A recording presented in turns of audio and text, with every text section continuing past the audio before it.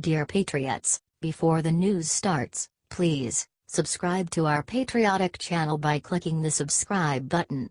Give us a thumbs up to this video. Don't forget to leave your opinion below in the comments section.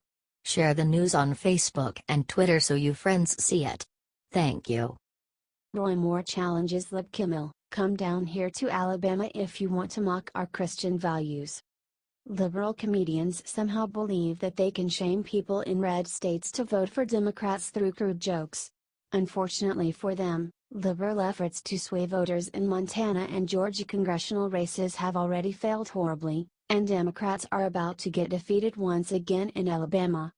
Republican candidate Roy Moore, who has faced sexual assault accusations from some women as per the current trend, was delivering a speech at Theodore, Alabama's Magnolia Springs Baptist Church when a comic on Jimmy Kimmel's program named Tony Barbieri, playing the character Jake Byrd, cut off Moore's speech and screamed, "That's a man's man. Does that look like the face of a molester?" Thankfully, one congregant shouted at Barbieri, "Get on out of here. You ought to be ashamed. You're in a church. You ought to be ashamed to even be from here. Get on out of here." The pastor also took action, grabbing the microphone and declaring, "I must remind everyone present this is a worship service. And by the way, it is illegal to disturb a worship service." People cheered, and the pastor continued, "The next one who disturbs the service will be turned over to the police. As the pastor of this church, I'm saying we're going to do things peacefully and in order. If you love Roy Moore or you hate Roy Moore, listen." Roy Moore took matters in his own hands when he responded to liberal Kimmel via Twitter, saying, "At Jimmy Kimmel, if you want to mock our Christian values, come down here to Alabama and do it man to man. #ALSON Are you glad Moore is standing up against this liberal hatred?"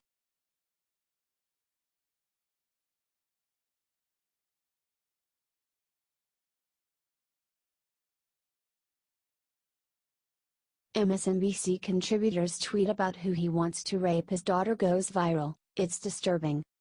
MSNBC contributor and liberal radio host Sam Seder wrote a very disturbing tweet that has now gone viral. He is extremely anti-Trump. Trump knows his base, i.e. the majority of the Republican Party, enjoys him attacking black people, he tweeted on November 19. "Here's my chart on how politics in this country became so rancid." He tweeted with a photo of the Republican Party elephant symbol. But none of those compare what he wrote in 2009. "Don't care Polanski, but I hope if my daughter is ever raped it is by an older truly talented man / a great sense of mise-en-scene," he tweeted.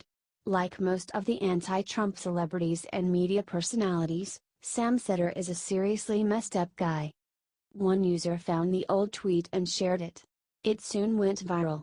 At MSNBC, just thought you might want to know what your contributor, @Sam Seder, thinks about sexual assault and rape. Trivializing and mocking the rape of a child, in regards to the Roman Polanski child rape charge. "This is absolutely abhorrent and disgusting," wrote one user. Sam Seder deleted his tweet without any comment. People attacked him for it. "Oh hi, @Sam Seder, I want to know why you deleted this tweet from 8 years ago. Care to comment?" wrote another user. "What is wrong with Democrats?"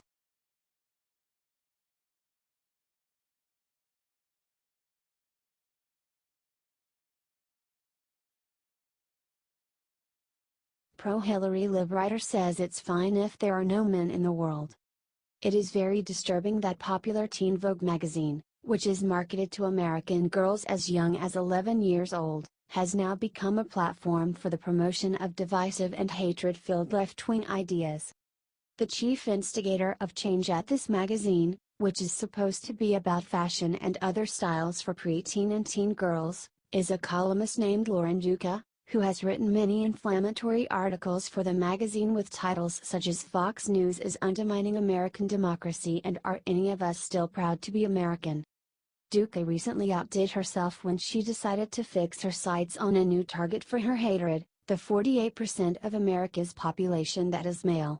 In a tweet dated November 29, the teen Vogue writer posted on her Twitter account, "It's fine if we get to the point where there are no men on TV. It's fine if we get to the point where there are no men in the White House. Instead of getting widespread condemnation from her peers in the publishing industry for her bigoted and dangerous remark, she got backed up by Allure magazine's senior social media editor Owen Yusha. Posted Yusha in response to Lauren's tweet, "It's fine if we get to the point where there are no men in the world." This evidently pleased Duka, who retweeted Owen's post and added, "Those in favor of the motion, say aye." These two employees were not censured by the management of their magazines, which are both owned by Condé Nast. Do you think Duka and Yusha deserve to be fired?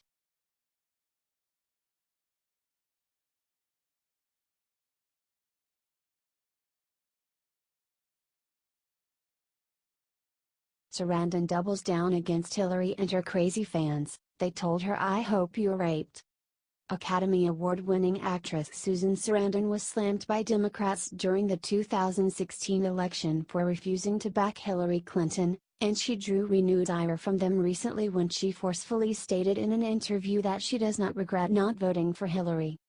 Sarandon doubled down on her anti-Hillary comments, and revealed how she was attacked in a very disturbing way by some of Clinton's fanatical supporters. In her interview, she trashed Clinton-style feminist idea that all women have to be shrill, saying, "It's come back, and it's gotten warped, especially with the election, where if you're a woman you have to support Hillary Clinton."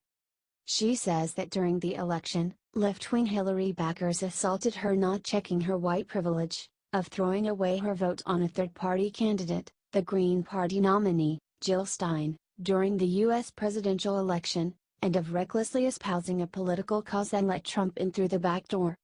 Disturbingly, she says that these same liberals sent her messages that said, "I hope your crotch is grabbed and I hope you're raped." When Susan was asked what it felt like to be recently called an idiot in the pretentious New York Review of Books, the actress replied, "I'm flattered." Sarandon added, cuttingly, "I mean, it's very flattering to think that I, on my own, cost the election. That my little voice was the deciding factor." The actress then stated that when some of her gay friends said to her that they felt bad for Hillary after she was defeated, she told her friends, "She's not authentic. She's been terrible to gay people for the longest time. She's an opportunist." And then I'm like, okay, let's not talk about it anymore. Are you glad Sarandon continues to speak the truth to liberals about Hillary?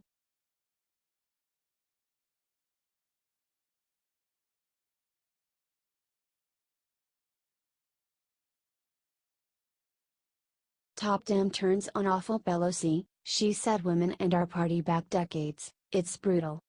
Democratic Congressman John Conyers has been accused of sexual misconduct by multiple women, and clearly needs to resign. However, in the same way she covered for fellow Democrat Bill Clinton, former House Speaker Nancy Pelosi has been enabling sex predator Conyers. Thankfully, one Democratic congresswoman has boldly turned against Rep. Pelosi and called her out publicly for what she did. Stated Representative Kathleen Rice of New York about Nancy, "I think that her comments on Sunday set women back and, quite frankly, our party back decades." Rep. Rice was making reference to an appearance Rep. Pelosi made on Meet the Press where she said about embattled Conyers, "We are strengthened by due process. Just because someone is accused, was it one accusation? Was it two? John Conyers is an icon in our country. He's done a great deal to protect women." She then suggested that she did not believe the woman who have spoken out against John. Congresswoman Rice continued her assault on Pelosi, explaining, "I think that we ceded the moral high ground on Sunday when our leader said on Meet the Press that John Conyers was an icon and we don't even know who these women are, when she was fully aware that the woman in question was bound by a non-disclosure agreement." She added, "I think we had an opportunity to stake that moral high ground when you have a president who is supporting a man for Senate who, all credible allegations that have not been refuted, showed him to be a predator of teenage girls. Are you glad this brave dissenting Democrat spoke out against crooked Nancy?"